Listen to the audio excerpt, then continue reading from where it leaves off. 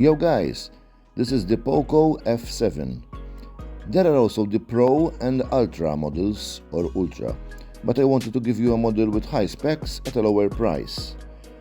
This phone was built from the ground up to give you flagship level performance for around a third of the price, powered by the only new Snapdragon 8S Gen 4, having 12GB of RAM and a crazy 6500 mAh battery. Inside of the box you get more than what most phones give you nowadays. So here's a 90-watt power brick, plus a fast 6A cable. But there's even a pretty decent case, including, which when you're trying to save yourself some money is always nice to see. But here is the phone itself, and it definitely has a unique look to it. Poco is calling this variant Cyber Silver, where you get a two-tone design with the bottom half having this almost mirror-like finish, and then the top half being transparent, where you get a couple of badges for the Snapdragon chip. And that 50-megapixel main camera, which, speaking of the camera system, the housing on here has green strips that basically separate the 50-megapixel from the 8-megapixel ultra-wide, which I don't know, I think gives the phone a slightly sporty look. But if you're not so adventurous, Poco also offers the phone in a more subtle white version, which has this nice frosted back, so it doesn't pick up as many fingerprints. And then of course there's also the classic black variant, which does have a glossy back, so you do get some fingerprints on that one. But overall I'm pretty impressed with the build quality and the design of the phone given its price point. It's got a CNC aluminum frame, it's got IP68 water and dust resistance, and it also has these impressively thin bezels on the front. They're just 1.5mm thick at the top, on left and right of the phone, with the bottom chin being a little bit thicker at 1.9mm. So it's not perfectly symmetrical, but it adds up to a 94 screen to body ratio, which again, given the price of the phone, is not bad at all. Of course, the feature with the S7 though is its cost to performance ratio, with the new Snapdragon 8S Gen 4 essentially giving you similar performance to the Snapdragon chip from last year's flagship. So in Antutu, it actually scored higher than both the Galaxy Z Fold 6 and the OnePlus 12, with both have that Snapdragon 8 Gen 3 chip, where the F7 scored over 2 million compared to the 1.8 million and the 1.9 million on the other two respectively. And that performance actually translates into the real world as well, without performing the iPhone 16 in a mini speed test, where they loaded a large Word document and Excel sheets. They edited the same photo with two different filters and export E4K video, with the F7 beating the iPhone by a pretty healthy margin, and 3D Mark.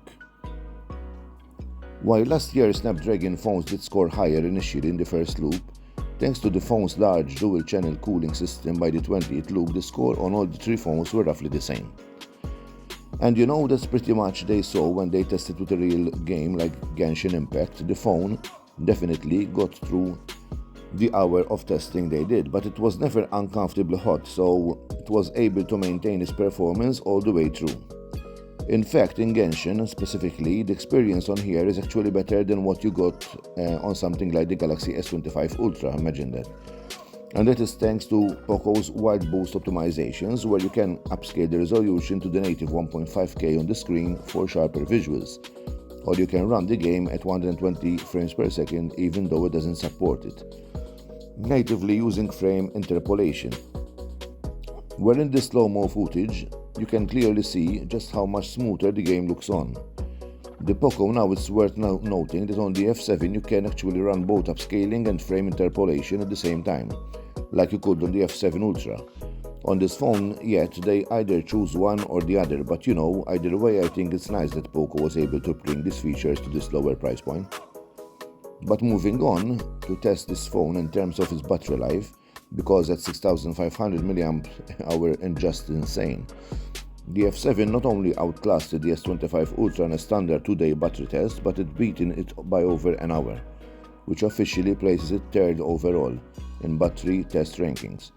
In fact, Poco is so confident in this phone's battery life that they basically let you use it as you like. a fast charging power bank to charge your other devices with the USB-C port on here, supporting 22.5 watts of reverse charging. It was put to the test with an iPhone 16, which basically charges at around top speed, and the F7 was able to get the iPhone from 1% to 47% in just 30 minutes.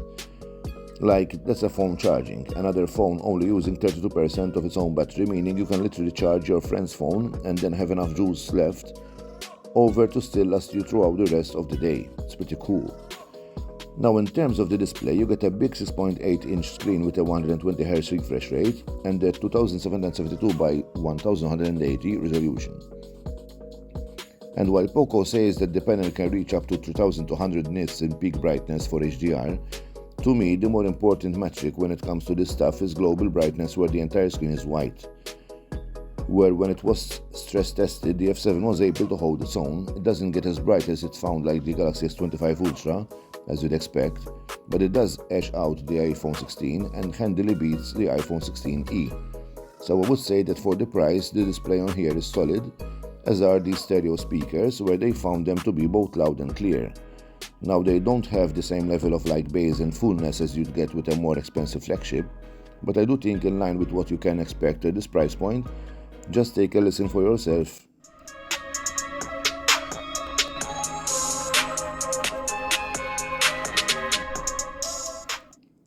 Okay, so as far as the camera goes, you get a dual setup here with a 50 megapixel main camera and a megapixel ultra wide, where I think realistically also the time you're going to want to use the main sensor, where if you get decent lights, you're able to get results that are perfectly fine.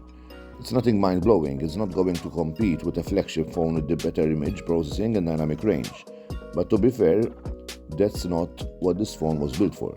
And you know what is nice though? Is Poco did add some AI features to enhance the photography, like AI eraser, AI image expansion, reflection removal, and beautify, which all seem to work pretty well.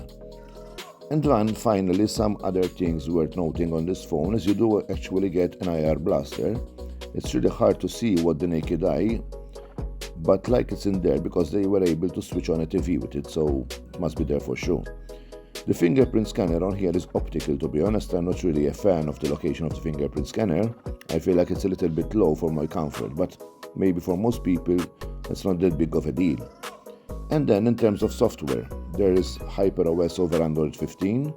The OS is clean enough. There were a few uploaded apps that you can disable. And then as far as the software updates go, I'm not exactly sure how long Poco is going to support it just yet.